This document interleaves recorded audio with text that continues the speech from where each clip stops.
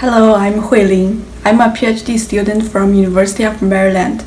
Today I will talk about future rainfall intensity, duration, and frequency projections using machine learning.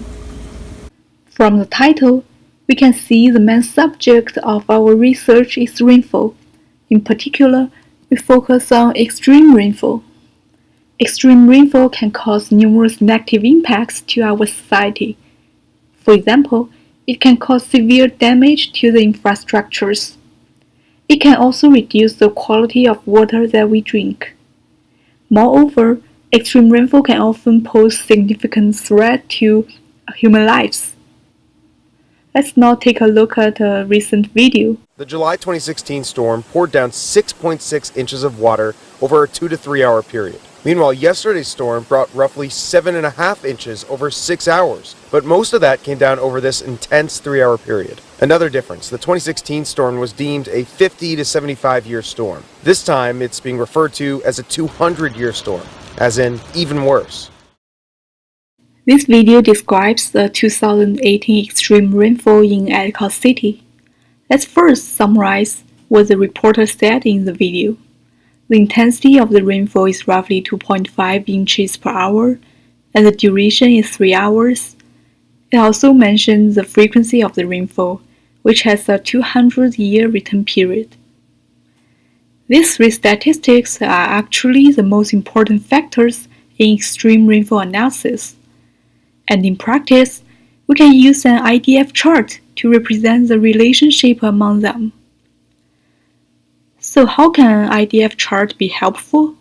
First, given extreme precipitation data, we can perform IDF analysis to obtain IDF chart. Then, together with the level of service and the budget, we can make design standards that are resilient to this level of extreme rainfall. However, just like what happened in Ellicott City, extreme rainfall is becoming worse due to climate change. Therefore, if design standard is still based on the current level of rainfall, it will not be resilient to future disasters. So now we have a question to ask. How to make projections for future IDF charts? In existing approaches, they usually start with global climate models. Since GCMs do not contain local geographic details, we need downscaling to help. The next step is generate extreme value analysis to find the extreme rainfall distribution. From the distribution, we can obtain the IDF chart. There are some known issues in this approach. One is that the step of downscaling doesn't preserve extremity. Also, GV analysis requires stringent assumptions. So, can we do better and how? If we take a step back, we can see that downscaling and GV analysis are merely intermediate results and not necessarily needed. After all, these steps are not specifically designed for IDF charts anyway.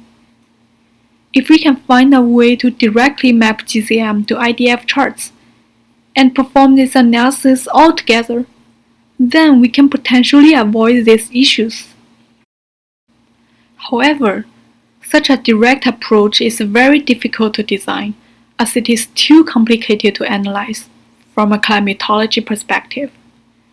In our framework, we will use advanced machine learning algorithms that are particularly good at finding nonlinear patterns. From a very high level, our machine learning models are trained using local geographical information, historical GCM data, and historical IDF. Modern machine learning algorithms are very powerful, but this is true only if we have enough data. But unfortunately, lack of data is one of the main challenges in our cases. Historical observed data is very limited, not to mention GCM data, which is even less.